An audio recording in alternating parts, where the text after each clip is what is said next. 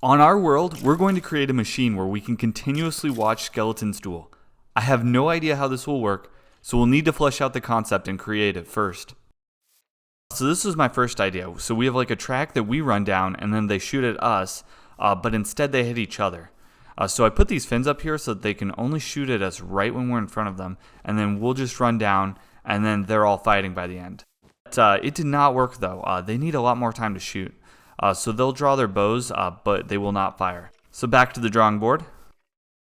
Okay, so something like this could work. So they can't get out because they're exactly 2 blocks high, and we are not. So that means that we can run through, and I tested it, and it will work. So they'll shoot at each other, and then we can come out and around and then watch it happen. And then we can make the whole facility around this. We'll just have this be like the focal point, and then probably make it viewable both like inside and out.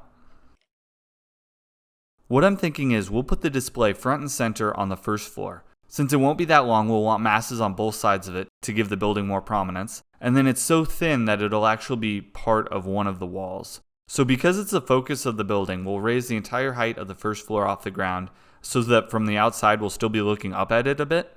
And then above that we'll have a drop-off system, and that'll deliver the skeletons into place. We'll continue the glass up, and that will show off the drop-off, and then we'll continue up the other masses as well so it doesn't become one large glass box.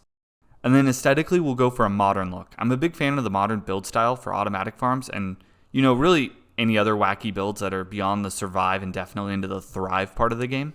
And that'll be our plan. So where are we going to get the skeletons for the build? Well, we actually already have a skeleton spawner that is built on our world, and it's actually not just one either. It's a dual skeleton spawners from back in the day when spawners were much more common. Don't look at this old lame regular witch farm. We have a much cooler one now. So the spawner is pretty low key. It's just a hole in the ground with vines on the side to climb back up. Okay, yeah, this is it. And you might already be able to tell what era this was built in. This was pre-entity cramming, so they would all get sent to this black glass box. So we'll look at the spawners. Over here is the first one, and it's controlled by redstone. This place underground is kind of a T, with the ends of the T being the spawners and then the leg being that first area we were in. Here's the second area, and now we'll go back to the center. So when you stand on the wood planks, both spawners can be active at the same time. So what we'll need to do first is fix the piping, because hostile mobs need to be pushed by bubble streams now. And then we'll want it to redirect to the surface. And I'm tempted to add a switch so that we have the options of whether they come here or go up. But we don't really need bones, arrows, or XP. So for now we won't worry about it. And it won't be terribly hard to install if we ever change our mind. The piping has been fixed, and I haven't yet redirected them to the surface. I just wanted to see if it could function like it used to. So I turned the lights on, and we have to be a little bit quicker because you can see the white glass in front of us. That's cut out, so we can see them zip up on their way to the center. And that's good. It seems to be working. Presumably there are more on the way. The height should be worked out so that they're one-punch kills when they get down. Yeah, that still works great. So the next thing we'll do is we'll actually start the build. Alright, so this is where the pipe hits the surface. And I've already flattened out the land here. I'm thinking the pipe will come up into the building on the right side, and then the length of the building will be this way. And so that's how I think this will all work. Alright guys, we have something roughed out here. The official entrance will be on this side. This will be closer to the other projects in the area.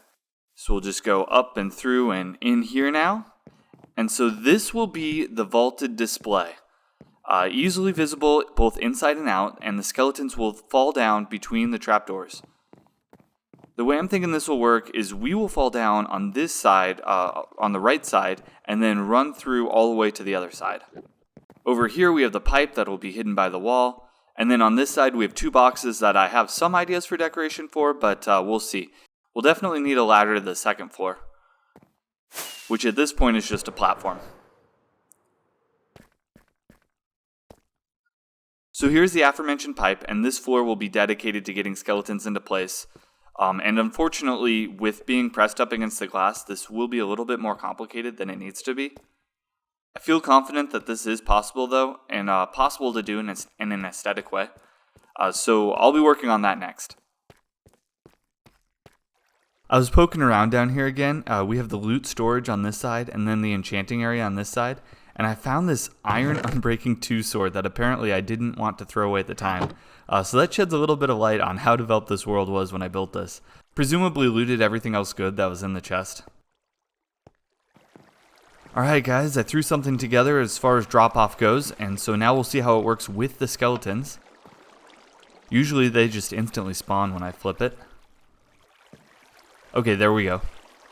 Alright, so this is the plan. They come up and then they're forced into this area. We want to use minecarts so that we can get them one at a time. And then they'll loop around here and then we'll fall onto pistons that will get retracted when the next one comes. This is a little bit more complicated than it would be if everything didn't have to get pushed up against the glass. They definitely threw a wrench into into things. But the redstone blocks are all T flip-flops for the activator rail. And so then each one gets turned off as the mob goes through. Enough talk about this though. I think it'll make a lot more sense when we show skeletons going through. Okay, the first one's off. So now we need to get to the viewing place. Okay.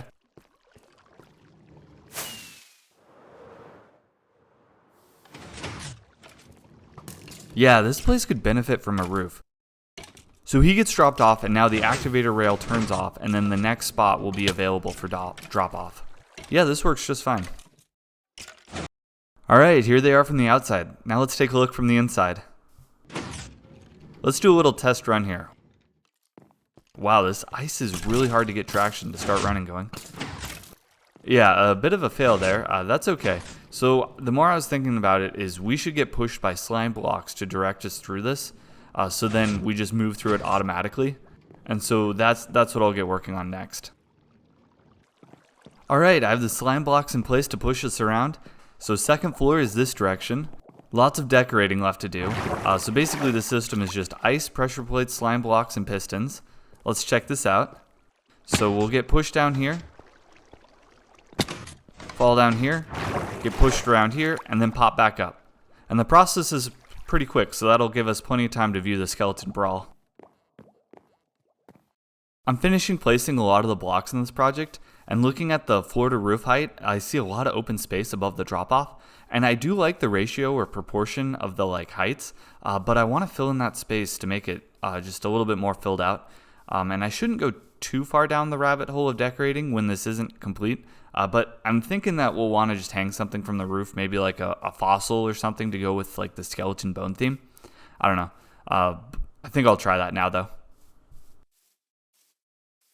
Okay, so I put in the spine, and I think that completes the space more. Let's check it out from this side. I haven't actually shown this angle yet.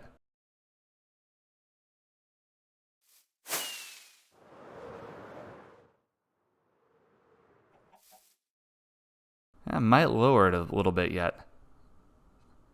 But I like the way that the building is coming along though. Another tweak I made that I'll show quick, it's inside. Yeah, so the constant pistons firing was driving me bonkers. So now the car rests here unless there is a mob triggered by the tripwire. So that'll be a nice change, having it only function when it needs to. Okay guys, let's do a test run of this with all the new features. Just sent a bunch so we can watch them come down. Yeah, they look really funny the way they slowly come in and then drop down.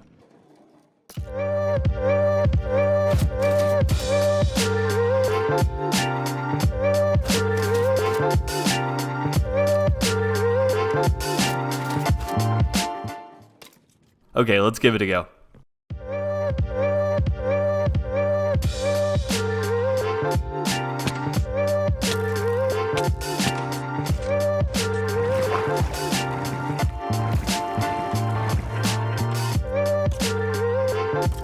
Alright, let's go through again.